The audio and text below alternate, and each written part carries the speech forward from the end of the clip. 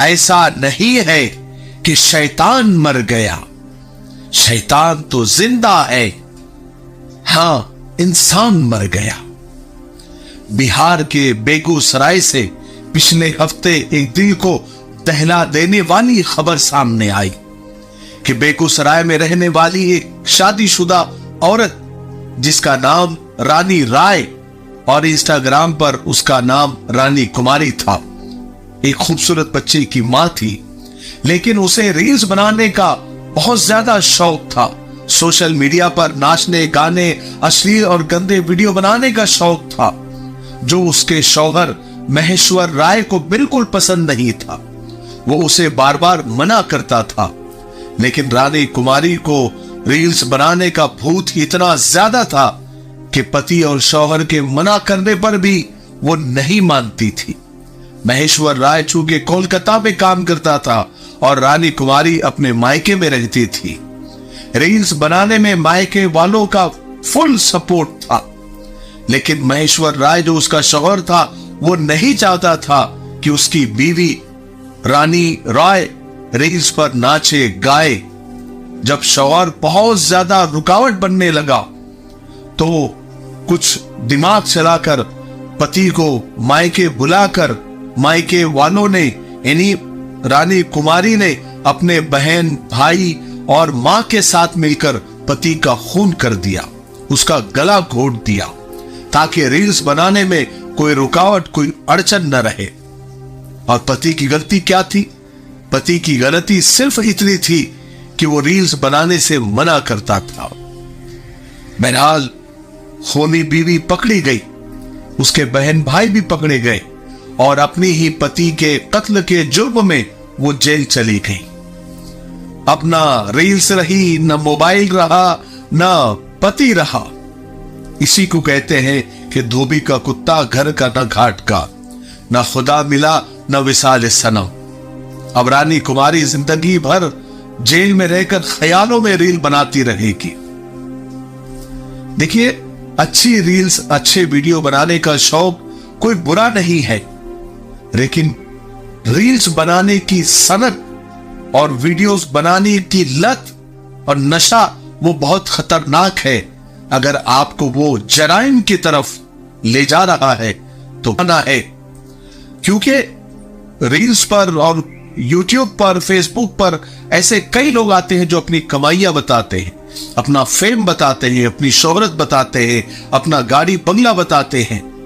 तो ये जो देखकर जो गलत तरीके से आजकल के नौजवान या औरतें या लड़कियां, चाहे उसमें मुसलमान लड़के और लड़कियां हो या चाहे किसी भी मजहब के हो, वो उनको उसी रास्ते पर जाने का एक शौक और ज़ौक पैदा होता है और फिर ये शौक और ज़ौक सनग में, लत में और नशे में तब्दील और जुनून में, पागलपन में तब्दील हो जाता है, जो बहुत खतरनाक है। याद रखें, कोई भी चीज असल में बुरी नहीं होती। रील्स को, वीडियोस को, सोशल मीडिया को बुरा बोलने से मसाइल हल नहीं होने वाले।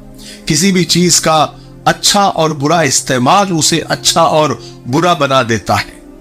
जैसे रस्सी से झूला भी बनता है और फांसी का फंदा भी। छुरी से सब्जी भी काटी जा सकती है और गला भी। सब इस्तेमाल के ऊपर डिपेंड करता है। मोबाइल एक ऐसा आला और एक ऐसा जादुई डिवाइस है जो 7 समंदर पार बैठे इंसान की और अपनों की दिल की आवाज आप तक पहुंचा देता है।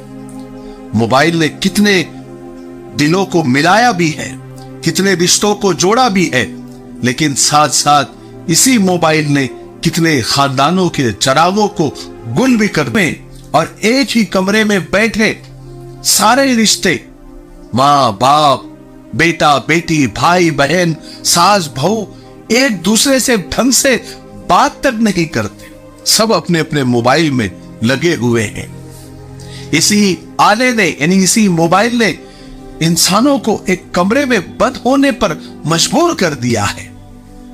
सोचिए, अगर ये मोबाइल नहीं होता, ये सोशल मीडिया नहीं होता, तो ये सारे रिश्ते आपस में बैठकर खुशगप्पियां लड़ा रहे होते हैं, आपस की बातचीत में, हंसी मजाक में मसरूफ होते हैं।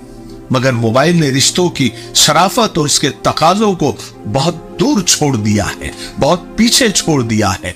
यहां तक कि इस मोबाइल की घंटियां खाने काबा और मस्जिद नबवी के हरम के सुकून में भी खलल डाल रही है। आज हमारी नौजवान नस्ल मोबाइल का गलत इस्तेमाल करके बर्बाद हो रही है। आज अगर मोबाइल नहीं होता तो हमारी नौजवान नस्ल के हाथों में किताबें होती। जी हां, वही नौजवान जिन्हें सितारों पर कमंदे डालनी थी, आज वो किसी हॉलीवुड और बॉलीवुड के नकली सितारों पर कमंदे डालते हुए नजर आते हैं। इन्हीं नौजवानों में से किसी को मोहम्मद बिन कासिम बनना था, किसी ने खालिद बिन वलीद जैसा शमशेरजंग बनना था, किसी ने उमर फारूक जैसा मुंसिफ बनना था, किसी ने उस्मान गनी जैसा शर्म हया का पैकर बनना था, किसी ने अली जैसा हैदर कर्रार बनना था। मगर अफसोस कि हमारी नौजवान नस्ल कच्चा बादाम पर कमर मटकाती हुई नजर आ रही है। सोशल मीडिया दो धारी तलवार है, उसका अच्छा इस्तेमाल तुम्हें अच्छाई की तरफ ले जाएगा, उसका गलत इस्तेमाल तुम्हें बुराई की तरफ और जराइम की तरफ लेकर जाएगा।